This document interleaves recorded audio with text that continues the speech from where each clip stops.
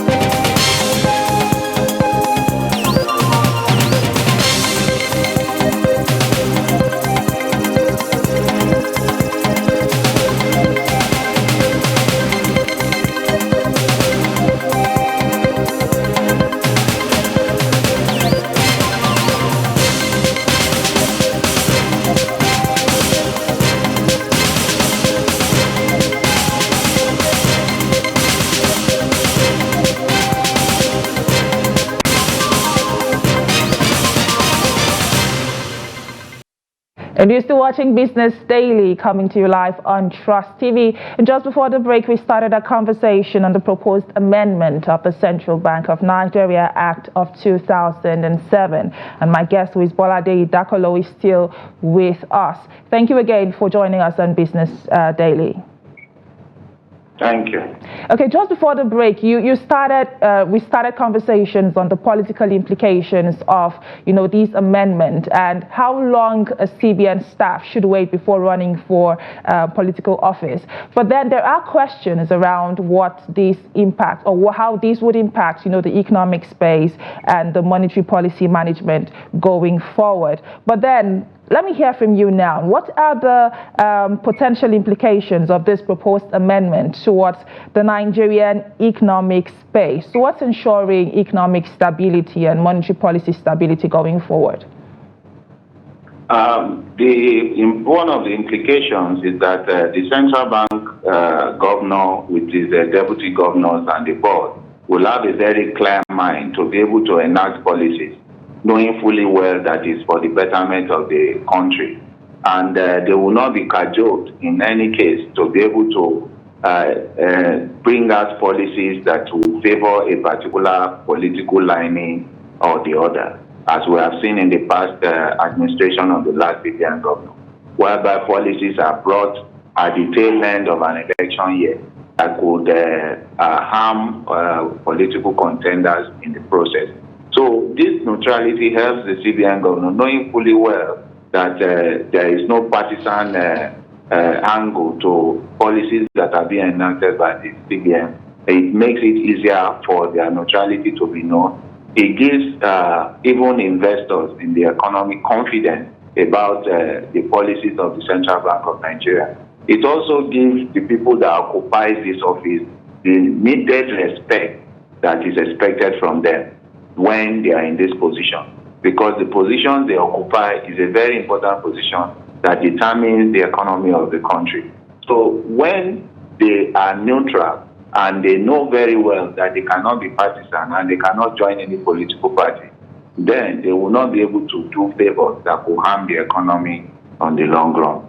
Mr. Idakolo, there are major concerns around the autonomy of the Central Bank of Nigeria. I believe it was last week where we did see the Article 4 consultation report from the IMF, where the IMF spoke against the amendment of the CBN Act. I recall the IMF talked around, issues concerning the central bank's autonomy and, creating that balance between enhancing accountability and preserving the central bank's governance. What are your thoughts, especially in the area of the CBN losing its autonomy and independence in future? One thing that is very key that we need to know that in Nigeria, no arm of government can be said to be autonomous completely, because you discover that the president appoints the governor of the CBN while the Senate confirms the appointment. And if someone is appointed, in most cases, there is a thin line of reporting directly to the president. So the autonomy gives the CBN the right to promulgate policies that will help the economy to grow, to take actions that will make the economy to be healthy. But you will discover that all the policy actions of the Central Bank of Nigeria still need the buy-in of the president, still need the approval of the president of the country. So when we have a situation like this, then it becomes not so easy to completely say that there is the autonomy for the CBN and the governor itself. So because of this line of reporting, one way or the other, the autonomy cannot be said to be complete, even in the future. But a president that is looking at the economy with the view of ensuring a healthy economy would likely give the central bank a free hand to be able to bring in policy, knowing fully well that those that are appointed to those positions have the necessary pedigree and credentials to be able to bring out quality policies that will help the country. But to say 100% autonomy, I do not believe that can happen in a country like Nigeria, because the president that appoints the CBN governor also has his policy direction, which the central bank governor and his team has to follow one way or the other. Okay, I'll take you on from, your thoughts on policy direction. Since we understand that the amendment is still in the works, what other areas or what key factors should, policymakers ensure that they incorporate into the Amendment Act going forward, especially towards navigating reforms in the central bank's governance framework? One thing that I've seen that has reoccurred is that the suspension of the central bank governor has been used as against the termination through the approval of the Senate to be able to remove a central bank governor. So most, like the previous governor that was removed by the then President Jonathan, there is a loophole that was used, which is suspension, even while the tenure is not over. And this gives the CBN governor one kind of apprehension that if he is seen not to have performed so well, he could be suspended like the other. So that area should be looked at critically to ensure that it takes the Senate to confirm, even if the president intends to remove the CBN governor, it should rise to the Senate, and the Senate concurrence. It makes it broad. It makes it easier so that there will be no sentiment at all. So that it will also give room for the CBN governor to exert his independence in bringing out policies and implementation of policies. But a situation whereby a CBN governor can be suspended even before a term is expired, then the CBN governor cannot be said to be independent in that regard. We would like for us to, touch on how this will impact investors' confidence, not just investors within the country now, but, investors, foreign investors as well. What kind of message does this entire process pass to foreign investors who are, looking towards investing in Nigeria? There is no investor all around the world that will want a partisan central bank to do business with. So when we are looking at this amendment that will remove partisanship from the administration of the central bank, that will grant broader autonomy to the central bank to ensure that they face the actual primary responsibility as the banker of the government, then it will give confidence to investors to know that there will be no distraction, and the central bank will be able to look critically at policies that will boost investment in the country, as it's being done right now. I would like for us to look at some specifics from, the policymakers so far. And one of those is the proposed semi-annual reporting requirement, which is expected from the central bank to the National Assembly if this act is completely amended. And there are questions around how these will impact, transparency and accountability and, in the long run and in the short run as well. But let us hear from you now. What impact will this have, especially in the area of transparency and accountability? Yes, the addition of annual reporting to the role of the CBN to the National Assembly is very, very key and is important, because a situation whereby CBN operations are not vetted by even those that confirm their appointment does not make sense and does not breach transparency in governance.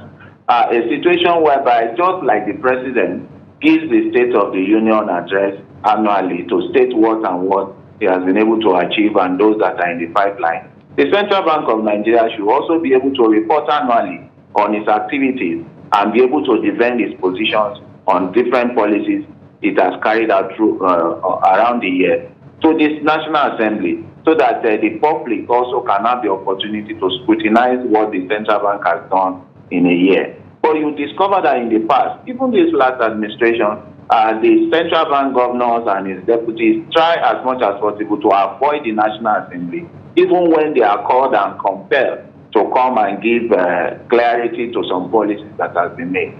This is not supposed to be so. If we are following democracies all around the world, like even the democracy of the United States of America, the treasurer, the Secretary of Treasury, Janet Yellen, must and always attend to situations that have to do with the Senate. or the House when it's being called upon. And they give addresses on their plans and projections, and they defend it. So I do not see any reason why this should not be enforced. I emphasize enforced in a country like Nigeria, where when the CBN believes they have autonomy, then they believe that they do not need to report to anyone.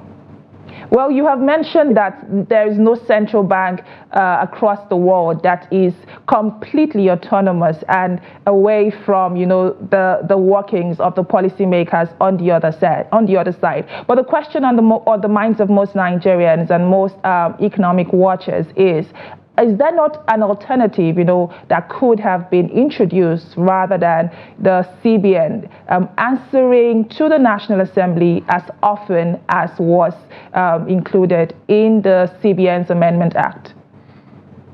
According to what should have been done, because of the sensitive nature of the CBN activities, I do not believe that the National Assembly should summon the key officers of CBN, like the governor and the deputy governors, at every point in time or on every situation that arises, because it would distract them from the duties they're expected to carry out. But when we talk of annual interaction of what has happened over 365 days, I believe that will not distract the CBN. It also gives the CBN enough time to prepare and defend the policies that it has embarked upon or acted upon over a year. So I also do not subscribe to a situation where at every point in time the CBN is being summoned by the National Assembly or the Senate to answer questions at every point in time. There could be communication or explanations between both sides. But when you keep summoning the CBN governor or the deputies at every point in time, it distracts them from the actual job they are supposed to do. So I will still believe, and I agree, that the annual interaction, it will be a very good one and a good idea, so that the government and the people will be able to know how far the CBN has gone yearly. No, interesting perspective there, talking about, calling for an annual interaction between the Central Bank of Nigeria and policy makers. I have been speaking with Gbolade Idakolo, who is an economist. Thank you for your insight on today's conversation, which was on the amendment of the CBN Act and, of course, matters arising with regards to that. Thank you for your insight again. Thank you for having me. Well, this is where we draw the curtains on today's edition of Business Daily, coming to you live on Trust TV. But you can join the conversation on social media and let us hear your thoughts. What are your thoughts on the amendment of the 2007 CBN Act? There has been a lot of introductions by policymakers that have rubbed Nigerians some type of way, while some other Nigerians are obviously in support of these amendments. But let us hear from you what your thoughts are about all of this. My name is Chiamaka Enendu. Thank you for watching, and bye for now.